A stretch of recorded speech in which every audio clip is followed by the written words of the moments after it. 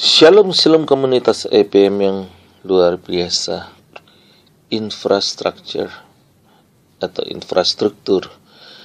Menurut kamus Wikipedia, kira-kira artinya seperti ini. Infrastruktur adalah fasilitas dasar dan sistem yang diperlukan oleh negara, kota, dan daerah. Arti yang kedua, layanan dan fasilitas yang diperlukan untuk menggerakkan ekonomi. Dan arti yang ketiga, mencirikan struktur teknis seperti pembuatan jalan, jembatan, terowongan, pasokan air, selokan, listrik, telekomunikasi, dan sebagainya, dan dapat didefinisikan sebagai komponen fisik dan sistem yang saling terkait untuk pengadaan barang dan jasa penting yang memungkinkan, mempertahankan, atau meningkatkan kondisi hidup masyarakat. Komunitas EPM yang diberkati, tanpa adanya infrastruktur yang lengkap, kita akan seperti tinggal di hutan rimba yang terisolasi dari dunia luar. Syukurlah Bapak Presiden Jokowi konsentrasi saat ini membangun infrastruktur modern. Percayalah kalau semua infrastruktur kita bangun dengan bagus dan lengkap, maka seluruh dunia akan datang ke Indonesia, bahkan betah berbisnis di Indonesia.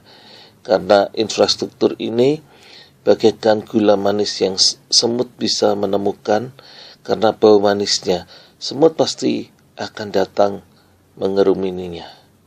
Amsal 20 ayat 18 berkata, rancangan yang terlaksana oleh pertimbangan, sebab itu berperanglah dengan siasat. Dalam kita mengerjakan apapun juga, yang terpenting kita bekerja secara holistik, menyeluruh. Kita ambil contoh pembangunan jembatan saja. Untuk membangun jembatan yang kuat harus diukur terlebih dahulu berapa kapasitas kemampuan jembatan itu menanggung beban.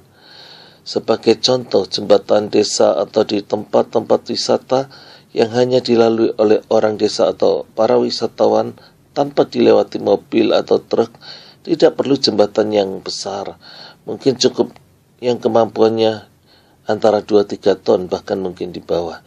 Tetapi jembatan di Pantura atau jembatan jalan tol yang dilalui kendaraan berat mungkin membutuhkan jembatan yang mampu menahan lebih dari 20 ton. Konstruksinya harus kuat, juga campuran betonnya harus benar-benar berkualitas bagus. Memang setelah jembatan itu jadi, konstruksinya tidak akan kelihatan, tetapi sesungguhnya kekuatan utama jembatan itu ya di konstruksinya itu. Jadi infrastruktur sesuatu yang tidak terlihat tetapi sangat penting menahan kekuatan, sangat penting menahan beban, itu perlu dipersiapkan.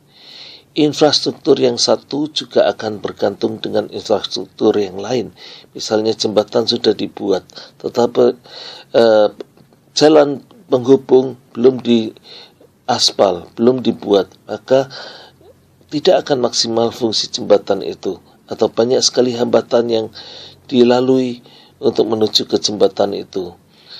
Jembatan itu juga perlu diadakannya penerangan di sekitarnya, agar keamanannya juga terjaga dengan baik. Jadi banyak sekali faktor-faktor yang harus ada dibangun di sekelilingnya. Sekali lagi Amsal 20 ayat 18 berkata, rancangan terlaksana oleh pertimbangan, sebab itu berperanglah dengan siasat. Apakah jembatan bisa dibangun tanpa terlebih dahulu membuat rencana? Mustahil. Semuanya harus direncanakan, budgetkan, planningkan, dan laksanakan, controlling, semua memerlukan siasat agar dengan dana yang terbatas dapat tercapai tujuan yang maksimal. Bagaimana rencana pengembangan kita ke depannya? Komunitas EPM yang diberkati, dalam pekerjaan kita sehari-hari, apakah kita perlu membangun infrastruktur untuk pekerjaan kita? Ya, perlu, bahkan penting sekali. Mungkin suatu pekerjaan selama ini tidak bisa dilaksanakan karena tidak memiliki infrastruktur yang benar. Dalam pengertian infrastruktur di Wikipedia dikatakan bahwa infrastruktur adalah fasilitas dasar dan sistem yang diperlukan Apakah fasilitas dasar dan sistem yang akan Anda bangun? Suatu pekerjaan yang baik dan ideal harus memiliki fasilitas dasar dan sistem yang baru dalam aplikasi yang bisa dijalankan. Tanpa sistem yang standar dan baku, maka akan terjadi kekacauan yang luar biasa di lapangan. Dalam era aplikasi ini, orang yang memiliki sistem aplikasi yang terbaiklah yang akan menang dalam kompetisi. Apabila sistem aplikasinya buruk, akan ditinggalkan. Cara-cara tradisional sudah mulai berguguran.